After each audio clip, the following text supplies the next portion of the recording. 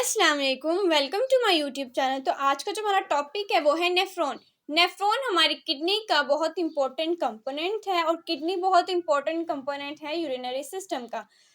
इस वीडियो में हम नेफ्रॉन की एनाटॉमी एंड उसकी फिजियोलॉजी को देखेंगे। तो स्टार्ट करते हैं उसकी इंट्रोडक्शन से।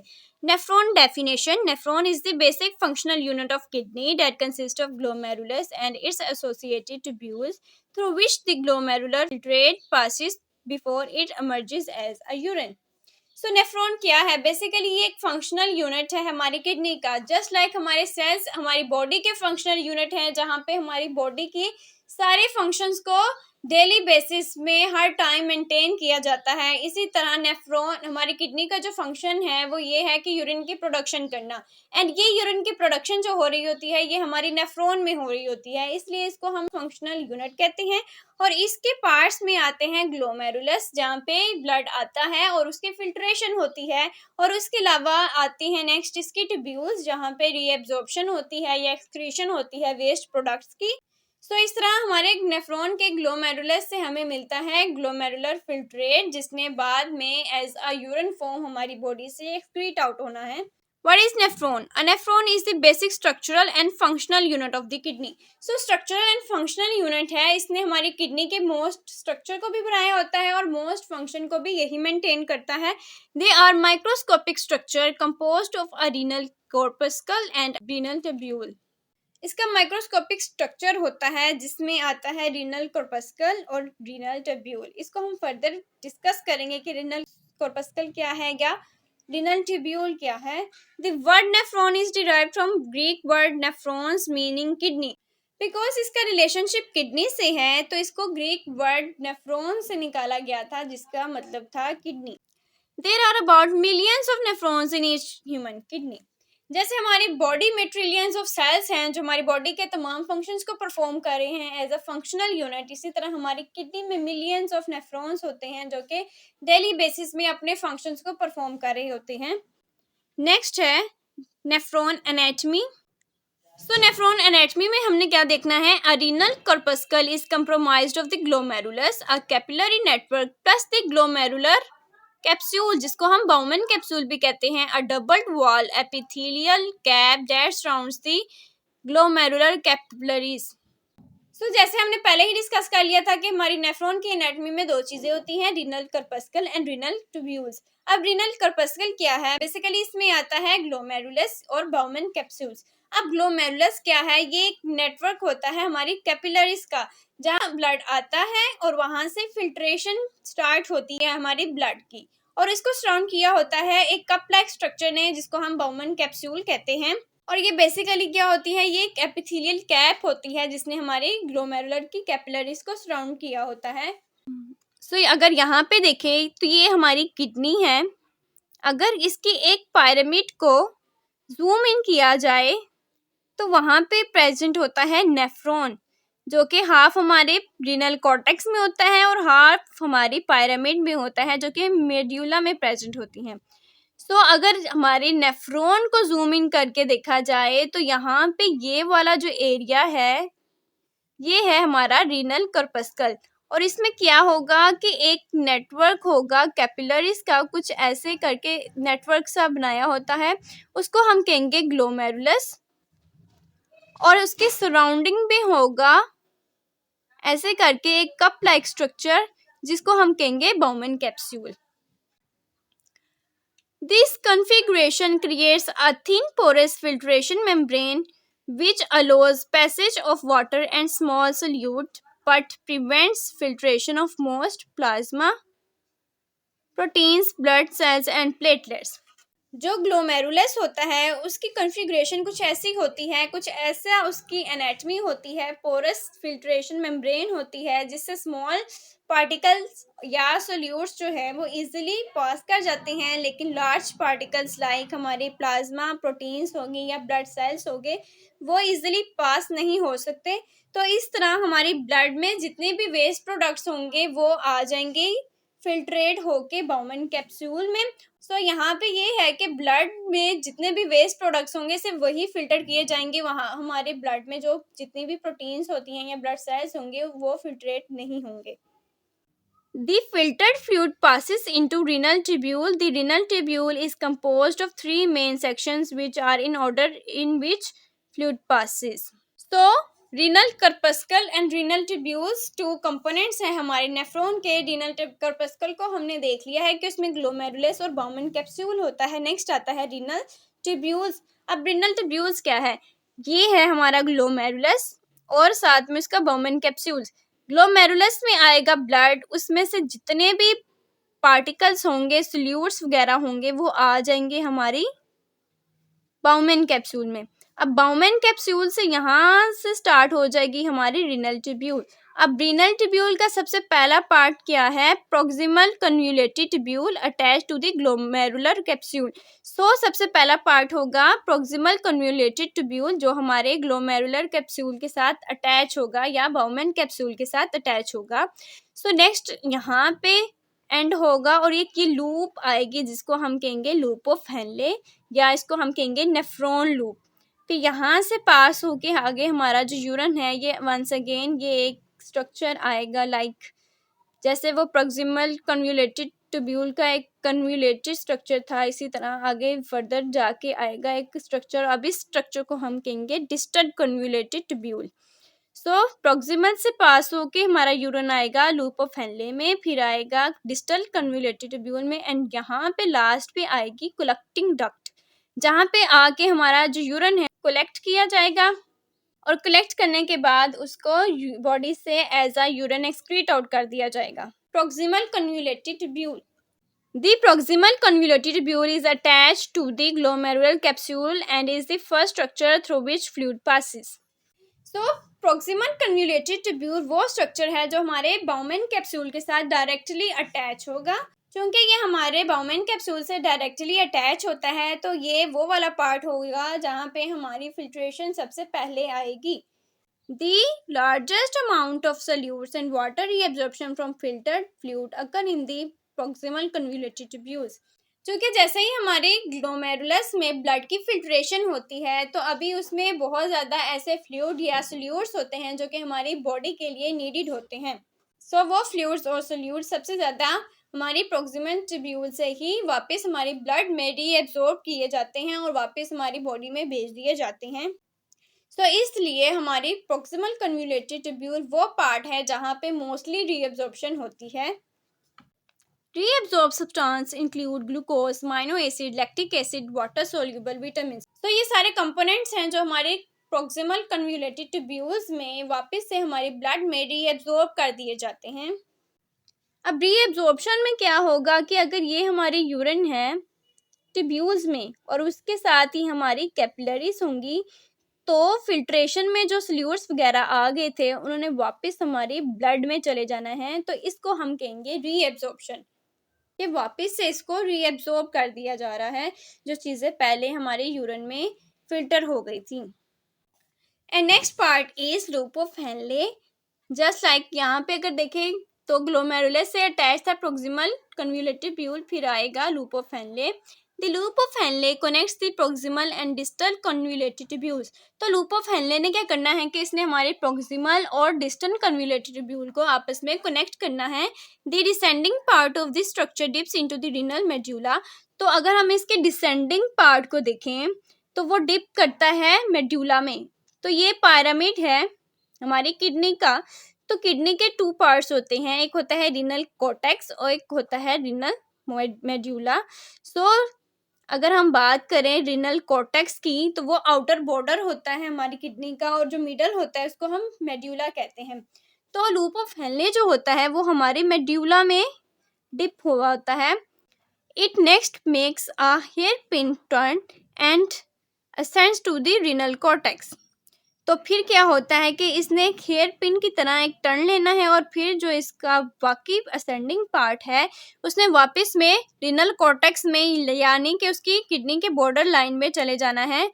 Approximately 80 to 85% of nephrons reside in the outer portion of the renal cortex. तो 80 to 85% ऑफ नेफ्रॉन स्ट्रक्चर होता है वो उस रीनल कॉर्टेक्स के आउटर पोर्शन में होता है और बाकी जो 50 to 20 होता है वो उसके डीप में प्रेजेंट होता है. Additional filtered ions and water are reabsorbed from the loop of Henle. Mostly reabsorption convoluted proximal convoluted tubule में हो जाती है, लेकिन फिर भी जो आयंस फर्दर आगे लूप ऑफ हेनले में चले गए हैं और बॉडी के लिए अभी उनकी ज़रूरत है, तो वो लूप ऑफ हेनले में रीअब्जॉर्ब कर दिए जाते हैं. नेक्स्ट है distal convoluted tubules. Reabsorption of remaining sodium chloride, calcium and water continues as fluids flows along the distal convoluted tubules. So distal convoluted tubules में भी इन ions की absorption reabsorptions continue रहती है. By the time the fluid reaches the end of the distal convoluted tubule, 90 to 95% of filtered solutes and water have returned to the bloodstream. So क्या होता है कि जैसे ही हमारा convoluted distal convoluted tubule का end आता है, तब तक हमारी फिल्ट्रेशन में से 90 to 95% सोल्यूट्स और वाटर था वो वापस से हमारी ब्लड स्ट्रीम में रीएब्जॉर्ब कर दिया जाता है. तो अब जो यूरिन है वो हाईली कंसंट्रेटेड है. Remaining substances that have not been reabsorbed are excreted in the urine. Waste product, drugs के मेटाबोलाइट्स होंगे, ये सारी चीज़ें जो हैं वो हमारी यूरिन के फॉर्म में एक्सक्रीट आउट कर दी जाएंगी. नेक्स्ट है ducts, calyces and the renal pelvis. Distal convoluted tubule from several nephrons empty into a single collecting duct. जैसे कि अगर हम यहाँ पे देखें तो ये 2 नेफ्रॉन्स हैं. इसकी जो डिस्टल कन्व्यूलेटेड ट्यूब्यूल है वो एक सिंगल कलेक्टिंग डक्ट में ओपन हो रही है, और इन दोनों में से जो एक्सक्रीशन होगी या यूरिन होगा वो हमारी कलेक्टिंग डक्ट्स में आएंगी. और फिर क्या होगा, the collecting ducts unite and later converge into a large papillary ducts which then drain into a cup-like structure called calyces. तो क्या होता है कि अब ये एक कलेक्टिंग डक्ट है, इन्होंने अपने जैसे दूसरे कलेक्टिंग डक्ट के साथ यूनाइट होना है और क्या बनाना है, पेपिलरी डक्ट्स. पेपिलरी डक्ट्स ने मिलके क्या बनाना है, कैलिसेस. और पेपिलरी डक्ट्स ने मिलके जो यूरिन को एम्प्टी करना है एक कप लाइक स्ट्रक्चर में, जिसको हम कहेंगे कैलेक्सिस, जो कि हमारे ईच पिरामिड के एंड पे प्रेजेंट होती हैं. और फिर वंस अगेन वो होंगी माइनर कैलेसिस, और उन्होंने मिल के बनानी है major calyces. Urine then moves into a single large cavity called renal pelvis. और फिर वो मेजर कैलेक्सिस जो होंगी उन्होंने यूनाइट होके कहाँ पे खुलना है, हमारी रीनल पेल्विस में, और वहाँ से क्या होगा, and subsequently through the ureter into the urinary bladder. और जो हमारा यूरिन है वो हमारी रीनल पेल्विस से आएगा यूरिटर में, यूरिटर से वो हमारी यूरिनरी ब्लैडर में आएगा और इवेंचुअली वहाँ से एक्सक्रीट आउट कर दिया जाएगा.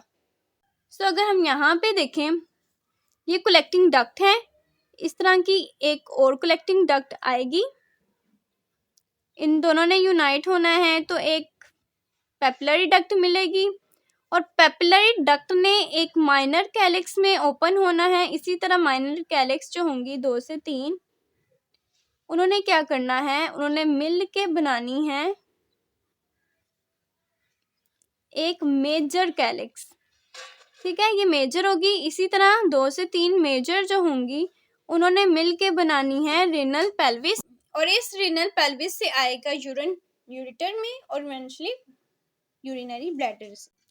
सो नेफ्रॉन की फिजियोलॉजी क्या है कि उसने यूरिन की प्रोडक्शन करनी होती है. तो अब यूरिन की प्रोडक्शन किस स्टेप से होती है वो देख लेते हैं. तो सबसे पहले जो यूरिन प्रोडक्शन स्टार्ट होती है वो ग्लोमेरुलर फिल्ट्रेशन से होती है. अब ग्लोमेरुलर फिल्ट्रेशन क्या है, glomerular filtration is the initial step towards urine production.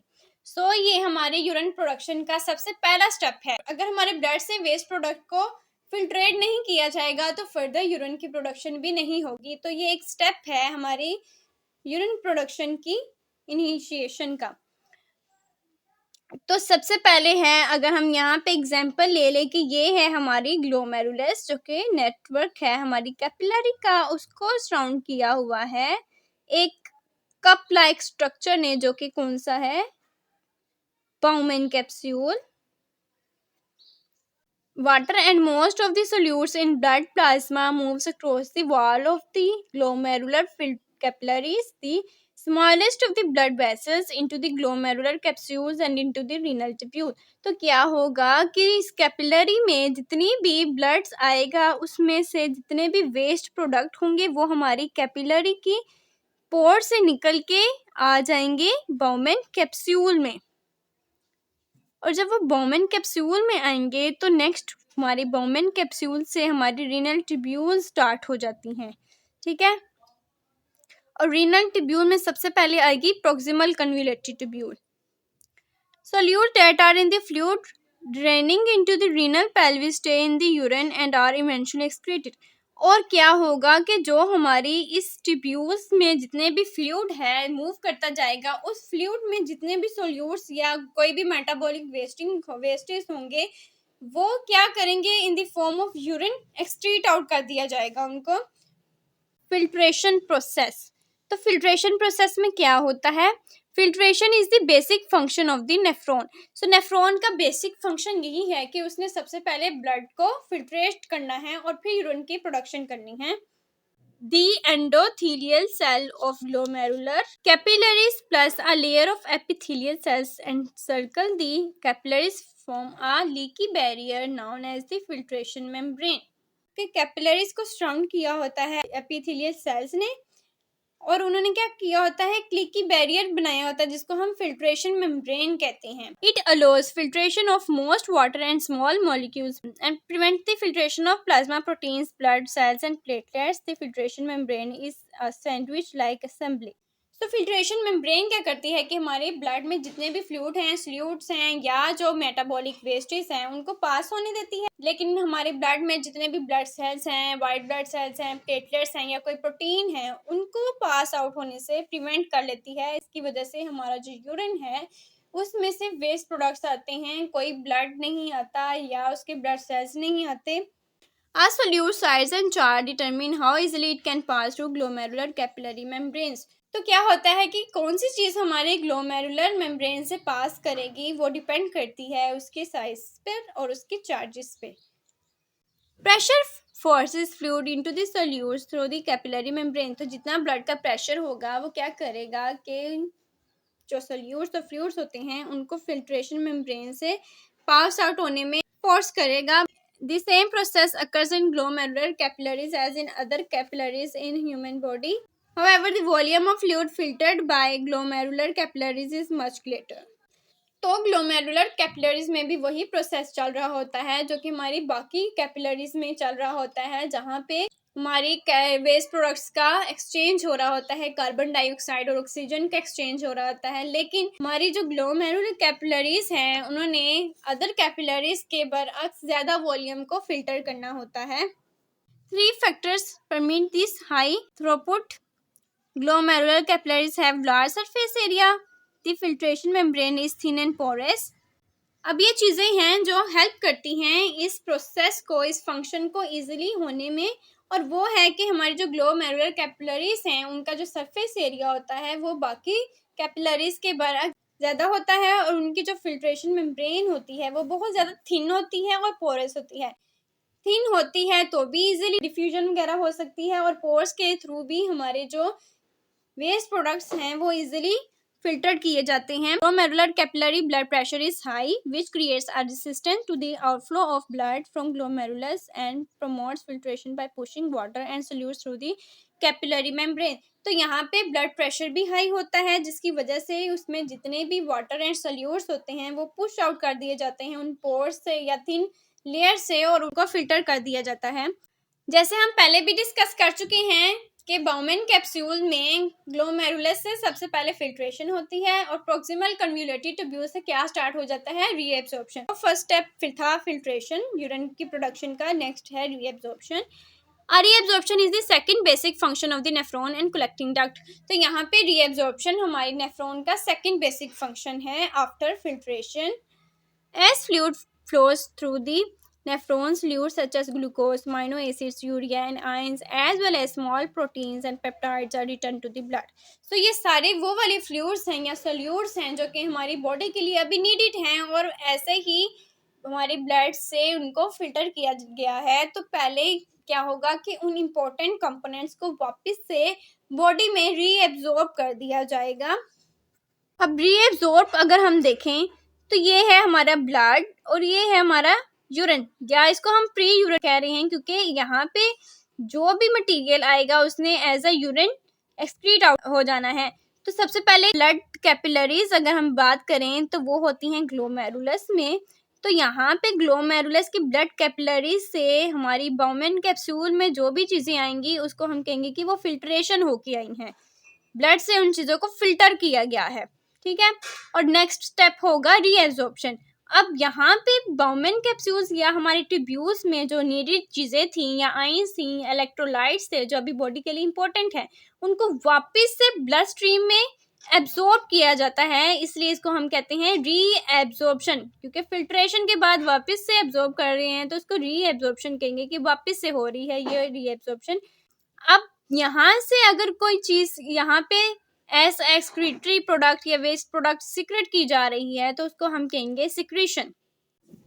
Most reabsorption occur in proximal convoluted tubule cells along the remaining length of the distal nephron further reabsorb water and select it into the maintain homeostasis। जैसे ही filter fluid आता है proximal convoluted tubule में तो यहाँ पे basically most reabsorption हो जाती है और फिर क्या करते हैं कि जैसे ही वो आगे आगे लूप ऑफ हेनले या डिस्टल कन्वोल्यूटेड ट्यूब्यूल में फ्लूइड पास करता जाता है और बॉडी की नीड के अकॉर्डिंग वहाँ से फ्लूइड और इलेक्ट्रोलाइट्स को रीएब्जॉर्ब किया जाता है और होम्योस्टेसिस को मेंटेन किया जाता है। अब होम्योस्टेसिस है एक इक्विलिब्रियम जिस पे हमारी बॉडी नॉर्मली वर्क कर रही है। ये इक्विलिब्रियम फ्लूइड का भी होता है, ये इक्विलिब्रियम हमारे इलेक्ट्रोलाइट्स का भी होता है। In the case of low BP जब हमारे इलेक्ट्रोलाइट्स बहुत कम हो जाते हैं तो यहाँ पे क्या होता है कि यूरिन में अगर इलेक्ट्रोलाइट्स जितने भी हैं उनको ज़्यादा से ज़्यादा रीएब्जॉर्ब किया जा रहा है ताकि वो बॉडी में जितने भी कम इलेक्ट्रोलाइट्स लेवल हैं उनको वापस एक इक्विलिब्रियम में लेके आएँ। इसी तरह अगर बॉडी में बहुत ज़्यादा इलेक्ट्रोलाइट्स हो गए हैं तो यूरिन में ज़्यादा से ज़्यादा इलेक्ट्रोलाइट्स को एक्सक्रीट आउट किया जाएगा ताकि वंस अगेन उस होम्योस्टेसिस को मेंटेन किया जा सके। And the last step is secretion. The third function of nephrons and collecting duct is tubular secretion. The transfer of substances such as hydrogen, potassium, ammonium, certain drugs from the blood and tubule cells into the tubular fluid. अब इसमें क्या होता है कि ये वाले substances like hydrogen या potassium या अमोनियम आयंस होते हैं, इनको हमारी ब्लड से हमारे यूरिन में सिक्रेट किया जाता है, इसको हम कहते हैं secretions. There are two critical outcomes to tubular secretion. और ट्यूबुलर सिक्रीशन से क्या होता है, the secretion of hydrogen helps to control blood pH. तो यहाँ पे वंस अगेन हमारी ब्लड बॉडी की नॉर्मल होम्योस्टेसिस को मेंटेन कर रहे हैं। तो यहाँ पे होम्योस्टेसिस किसकी हो रही है, हमारी पीएच की। तो हाइड्रोजन की जो सिक्रीशन होती है वो हेल्प करती है हमारी बॉडी की पीएच को नॉर्मलाइज रखने में। And the secretion of other waste products helps eliminate them from the body. And बाकी जो सिक्रीशन होती है वेस्ट प्रोडक्ट की वो हेल्प करती है उनको हमारी बॉडी से एलिमिनेट करने में। In healthy individual creatinine is not secreted in significant amount by the kidneys.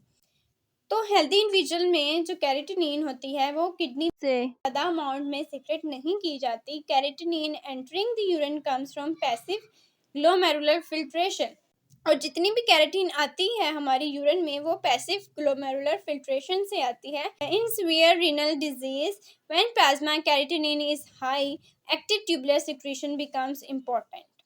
अब क्या होता है कि अगर कोई रीनल डिजीज हो जाती है तो जो प्लाज्मा कैरेटिनिन होती है वो हाई हो जाती है, जिसकी वजह से जो कैरेटिनिन है उसकी एक्टिव ट्यूबुलर सिक्रीशन बहुत इंपॉर्टेंट बन जाती है, क्योंकि कैरेटिनिन भी हमारी बॉडी के लिए अगर ज़्यादा अमाउंट में होगी हमारी ब्लड में तो बहुत हार्मफुल हो जाएगी। तो ये था हमारी किडनी के फंक्शनल यूनिट नेफ्रॉन का एनाटमी, उसकी फिजियोलॉजी, उसका इंट्रोडक्शन। आई होप सो कि आपको समझ आई होगी। And if you like this video please like, comment and share and subscribe to my YouTube channel. और मिलते हैं नेक्स्ट वीडियो में with a new topic. Until then अल्लाह हाफिज़।